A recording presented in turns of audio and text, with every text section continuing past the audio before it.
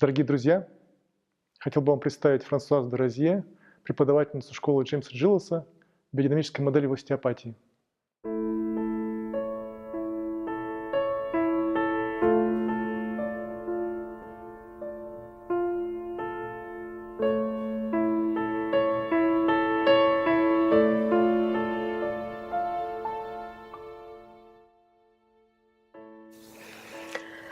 Alors, si Dr. Steele était là en ce moment,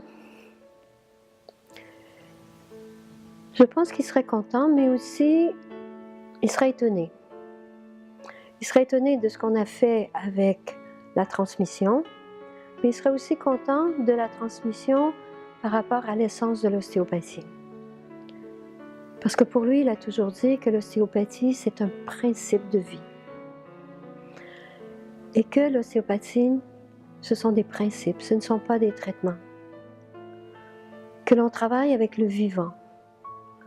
On ne travaille pas avec des os, on ne travaille pas avec des articulations, on ne travaille pas avec des segments, mais qu'il y a une entièreté. Et que cette entièreté est vivante et qu'on apprend à la redécouvrir, cette entièreté.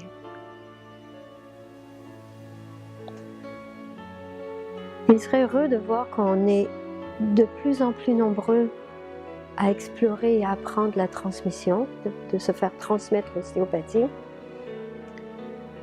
et d'être avec nous, même s'il est mort, que sa mémoire perdure de ce qu'il a fait et de ce que Dr. Sutherland, qui a été très très intime avec Dr. Steele, il a voulu bien rendre, bien transmettre ce que Dr. Steele lui a montré. Il a su l'expliquer dans d'autres métaphores allégories, mais il est resté fidèle à l'ostéopathie et à l'essence de l'ostéopathie. Ce qui nous permet d'ailleurs de peut-être comprendre. Mais aussi ces métaphores et ces allégories donnent beaucoup de confusion. Alors afin de garder l'ostéopathie vivante, on a dû à un certain moment la rendre beaucoup plus concrète, beaucoup plus biomécanique. Mais en fait, en arrière-plan, c'est toujours la vie. Et c'est la vie qui donne la vie et qui permet à ce qu'on puisse bouger, qu'on puisse vivre, que nos fonctions peuvent être en équilibre, que cette activité et fonction métabolique puisse se générer à tout moment. Que ce mouvement constant soit toujours en mouvement, qui soit perpétuel et constant et qui nous nourrisse. C'est sûr que lorsqu'on apprend de la biomécanique, une méthodologie, un protocole, ça donne une certaine ligne de conduite. Et finalement, l'ostéopathe qui travaille avec le protocole, la méthodologie, finit par comprendre que ça respire, que ça vit et qu'il y a sûrement autre chose. Et tout doucement, il essaie de comprendre un tout petit peu plus loin. Comprendre pourquoi que ça existe. Et Dr. Sutherland disait toujours à ses étudiants, où est le fulcrum? D'où ça vient? Ils avaient une acquisition qu'ils pouvaient bien travailler avec.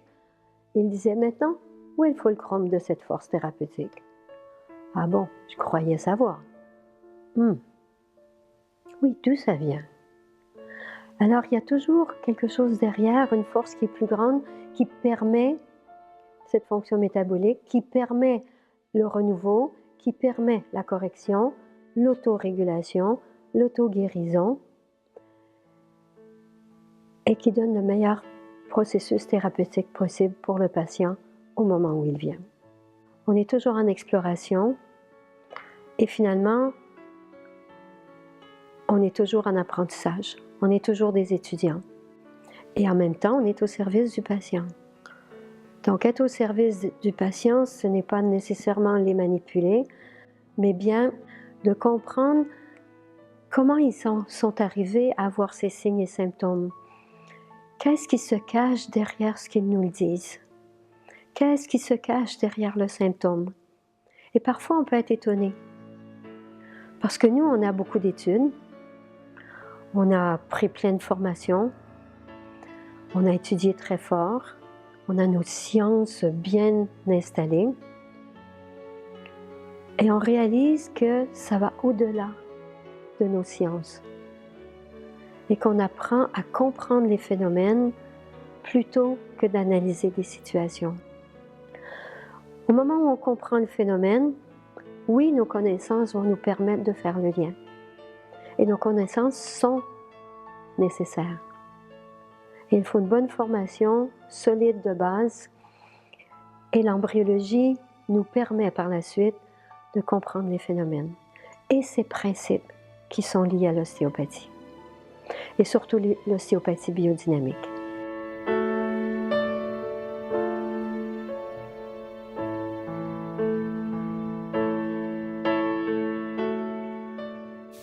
Alors en ostéopathie, dans notre formation initiale, on nous apprend la palpation, ce qui est nécessaire aussi.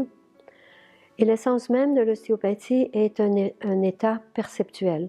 L'écoute ostéopathique est une question de perception. La perception est vraiment liée à ce monde naturel. Le monde naturel, les forces naturelles qui sont là, dans lequel on vit et qui a donné la vie.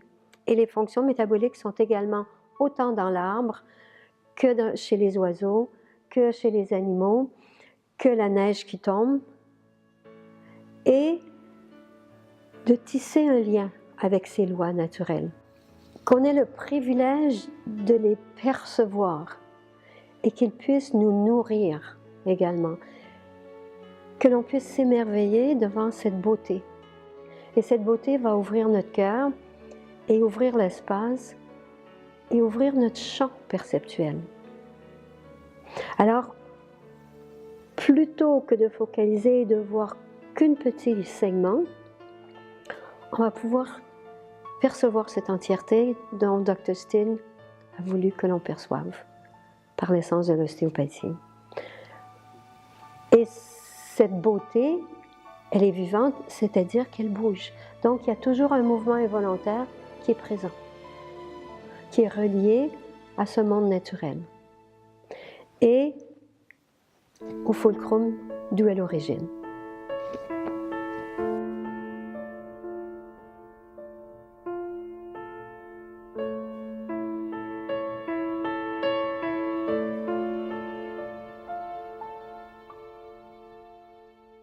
Alors, je peux répondre par rapport à, on fait une thèse pour nos examens de fin d'année au Collège de Montréal, d'ostéopathie de Montréal. Et il y a eu beaucoup de thèses qui ont été faites. Et si on essaie de faire une thèse clinique, par exemple, alors on a toujours besoin d'un groupe témoin.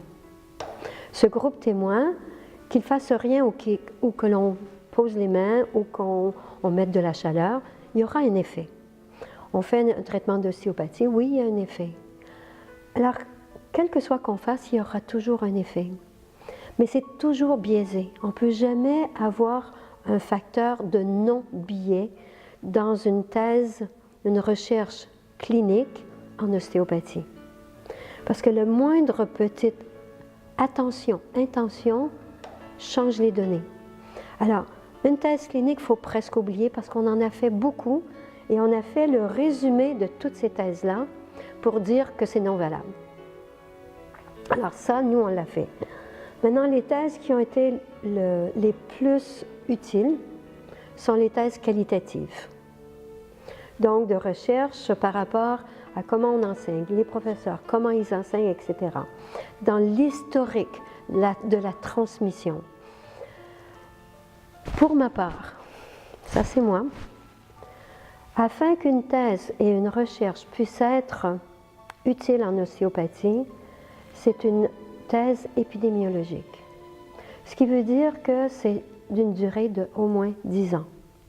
D'avoir X nombre de patients qui ont été traités en ostéopathie et d'avoir beaucoup de patients parce que la vie est toujours en changement. Alors pour avoir un groupe autonome, c'est pas possible. Donc c'est sur un long terme qu'on peut peut-être arriver finalement à avoir une petite lueur de validité d'une recherche. même si on a des bonnes statistiques en biomédical, etc., c'est très précaire. Et Dr. Viola Fryman me disait toujours, on fait aussi de la prévention en ostéopathie. Alors, si on fait de la prévention, on ne peut pas savoir si le patient sera malade. On ne peut pas savoir s'il aura une scoliose. On ne peut pas savoir s'il aura une pneumonie. On fait de la prévention. Donc, sur un long terme, ce n'est pas valable, ça. Alors, oui, c'est très difficile et on est à travailler sur le fait comment on peut faire une recherche.